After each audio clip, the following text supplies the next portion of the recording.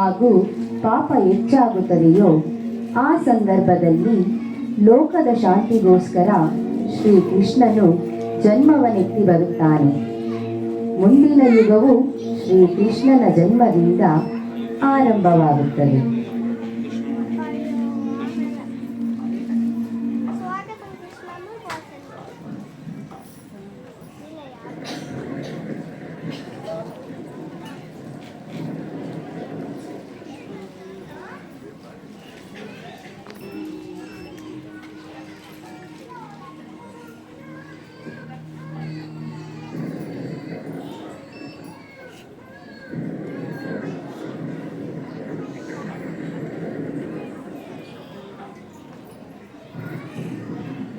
ಕೃಷ್ಣ ಪಕ್ಷದ ಅಷ್ಟಮಿಯಂದು ರಾತ್ರಿ ವೇಳೆಯಲ್ಲಿ ಕಂಸನ ಕಾರಾಗೃಹದಲ್ಲಿ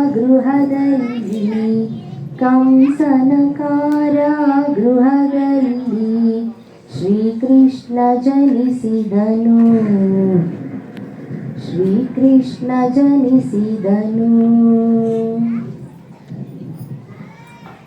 ಹೇ ವಾಸುದೇವ, ಈ ಬಾಲಕ ಮಾನವನ ಸೃಷ್ಟಿಗೆ ಅದ್ಭುತವಾದ ಕೊಡುಗೆಯಾಗುತ್ತಾನೆ. ಈ ಮಗುವನ್ನು ಯಮುನಾ ನದಿ ತೀರದ ನಿನ್ನ ಮಿತ್ರನ ನಂದರಾಯನ ಗೃಹದಲ್ಲಿ ಬಿಟ್ಟು ಬಾ.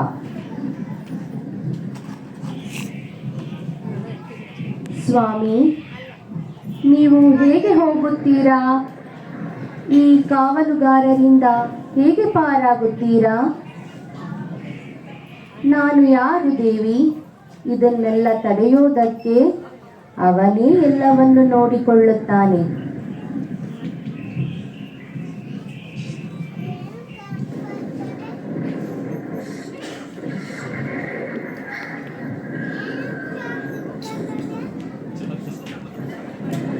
ಓ ದೇವರೇ, ನನ್ನ ಮಗುವನ್ನು ನೀನೇ ಕಾಪಾಡು.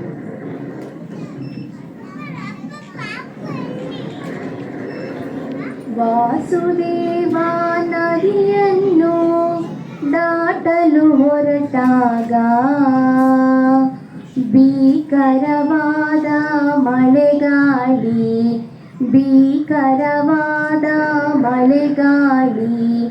ಮಿಂಚು ಗುಡುಗಿನಲಿ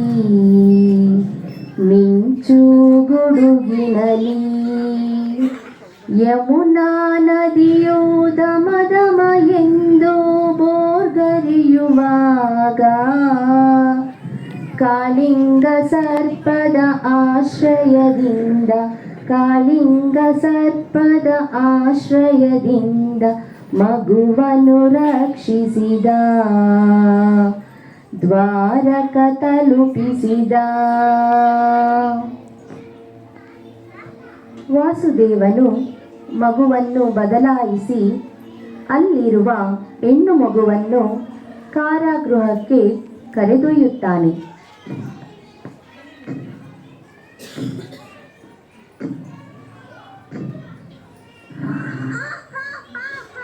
ಈಗ ಕಂಸನ ಆಗಮನ.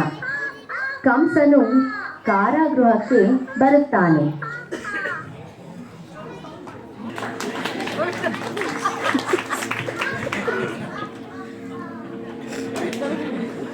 ಅಲ್ಲಿರುವ ಹೆಣ್ಣು ಮಗುವನ್ನು ಎತ್ತಿ ಕೊಲ್ಲಲು ಹೊರಟಾಗ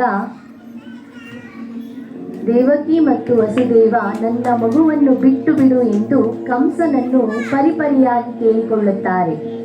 ಹುಟ್ಟಿರುವ ಮಗು ಹೆಣ್ಣೆಂದು ತಿಳಿದು ಕಂಸ ಆ ಮಗುವನ್ನು ಅಲ್ಲೇ ಬಿಟ್ಟು ಹೊರಡುತ್ತಾನೆ.